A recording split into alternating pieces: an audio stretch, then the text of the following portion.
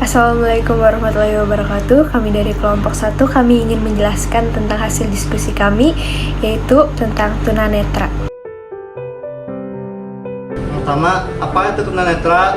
Yang kedua, apa saja karakteristik tunanetra? Yang ketiga, apa saja klasifikasi tunanetra? Dan yang keempat, apa penyebab tunanetra dan bagaimana cara penanganannya? Pengertian tunanetra. Menurut Kamus Besar Bahasa Indonesia, tunanetra ialah tidak dapat melihat atau buta. Dari Persatuan Tunanetra Indonesia atau Pertuni 2004 mendefinisikan bahwa orang-orang tunanetra adalah mereka yang tidak memiliki penglihatan sama sekali atau bisa disebut dengan buta total. Memiliki sisa penglihatan tetapi tidak mampu menggunakan penglihatannya untuk membaca tulisan, biasa berukur 12 poin dalam keadaan cahaya normal meski dibantu dengan kacamata. Untuk mengetahui ketunanetraan dapat menggunakan tes Snellen-Card. Anak dikatakan tunanetra apabila ketajaman penglihatannya atau visusnya kurang dari 6/21. Artinya, berdasarkan tes tersebut, anak hanya mampu membaca huruf pada jarak 6 meter, sedangkan oleh orang awas dapat dibaca pada jarak 21 meter. Pengertian tunanetra menurut para ahli. Kaufman dan Hallahan mendefinisikan makna tunanetra sebagai individu yang memiliki lemah penglihatan kurang dari 6/60 setelah dikoreksi atau tidak lagi memiliki penglihatan. Karena keterbatasan penyandang tunanetra dalam hal penglihatan, maka dalam proses pembelajarannya lebih menekankan pada alat indera yang lain, yaitu indera peraba dan indera pendengaran. Oleh karena itu, prinsip yang harus diperhatikan dalam memberikan pengajaran kepada individu tunanetra adalah media yang digunakan hendaknya bersifat faktual dan bersuara. Karakteristik anak tunanetra. Karakteristik ada 4, yaitu yang pertama ada karakteristik kognitif. Ketunanetraan secara langsung berpengaruh pada perkembangan dan belajar dalam hal bervariasi. Lowenfeld menggambarkan dampak kebutaan dan low vision terhadap perkembangan kognitif dengan mengidentifikasi keterbatasan yang mendasar pada anak dalam 3 area, yaitu tingkat dan keanekaragaman pengalaman, kemudian kemampuan untuk berpindah tempat, dan interaksi dengan lingkungan. Yang kedua, ada karakteristik akademik.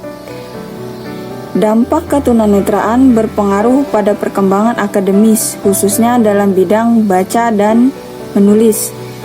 Dengan asesmen dan pembelajaran yang sesuai, anak tunanetra tanpa kecacatan tambahan dapat mengembangkan kemampuan membaca dan menulisnya seperti teman-teman yang lainnya yang dapat melihat. Kemudian yang ketiga ada karakteristik sosial dan emosional. Perilaku sosial secara tipikal dikembangkan melalui observasi terhadap kebiasaan dan kejadian sosial serta menirunya. Karena tunanetra mempunyai keterbatasan dalam belajar melalui pengamatan dan menirunya, anak tunanetra sering mempunyai kesulitan dalam melakukan perilaku sosial yang benar. Kemudian yang terakhir, yang keempat, karakteristik perilaku. Anak tunanetra kadang-kadang kurang memperhatikan kebutuhan sehari-hari, sehingga ada kecenderungan berlaku fasib. Beberapa anak tunanetra sering menunjukkan perilaku yang tidak semestinya. Sebagai contoh, sering menekan matanya, membuat suara dengan jari, dan lain sebagainya.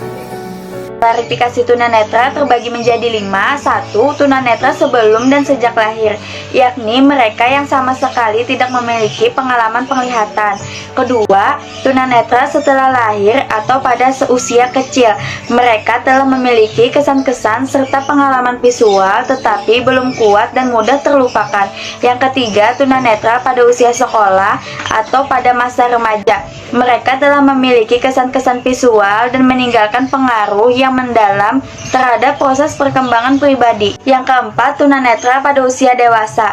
Pada umumnya, mereka dengan segala keadaan mampu melakukan latihan-latihan sesuai diri. Yang kelima, tunanetra dalam usia lanjut. Sebagian besar sudah sulit mengikuti latihan-latihan penyesuaian diri.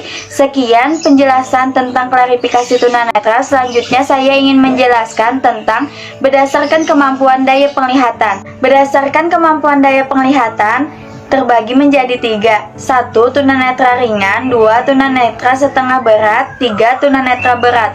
1. Tunanetra ringan, yakni mereka yang memiliki hambatan dalam penglihatan akan tetapi mereka masih dapat mengikuti program-program pendidikan dan mampu melaksanakan pekerjaan atau kegiatan yang menggunakan fungsi penglihatan. 2. Tunanetra setengah berat, yakni mereka yang kehilangan sebagian daya penglihatan dan hanya dengan menggunakan kaca pembesar mampu mengikuti pendidikan biasa dan mampu membaca tulisan yang bercetak tebal.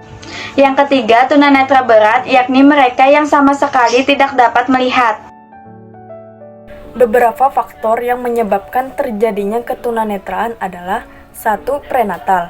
Penyebab ketunanetraan pada masa prenatal sangat erat hubungannya dengan masalah keturunan dan pertumbuhan seorang anak dalam kandungan. Keturunan ketunanetraan bisa disebabkan oleh faktor keturunan terjadi dari hasil perkawinan bersaudara, sesama tunanetra, atau mempunyai orang tua tunanetra. Ketunanetraan akibat keturunan seperti retinitis pigmentosa, penyakit pada retina yang umumnya merupakan keturunan. Penyakit ini sedikit demi sedikit menyebabkan mundur atau memburuknya retina.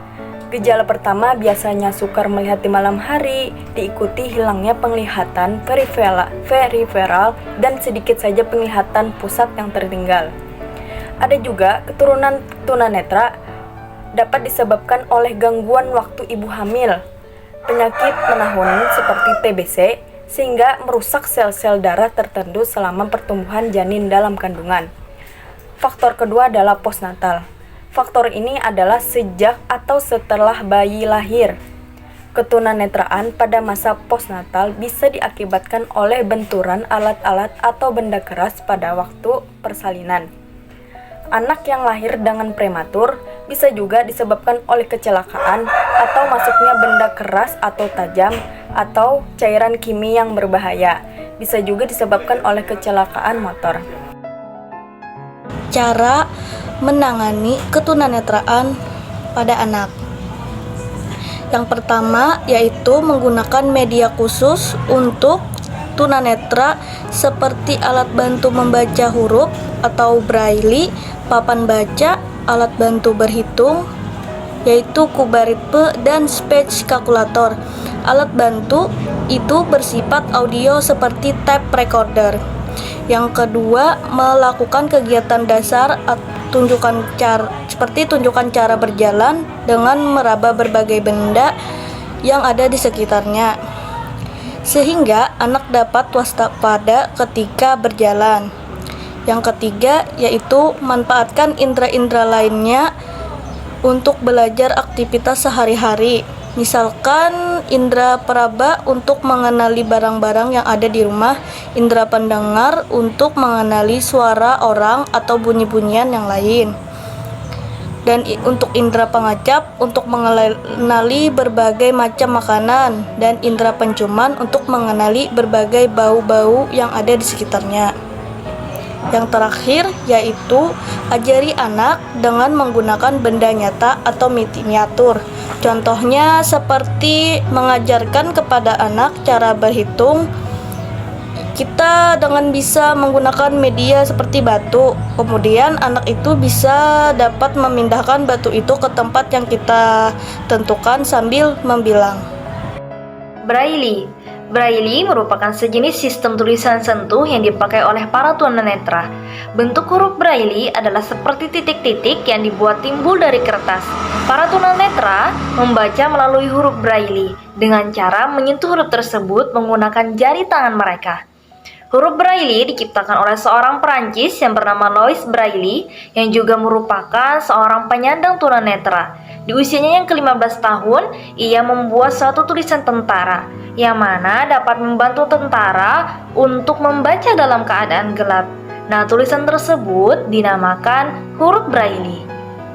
Sekian dari kami. Wassalamualaikum warahmatullahi wabarakatuh.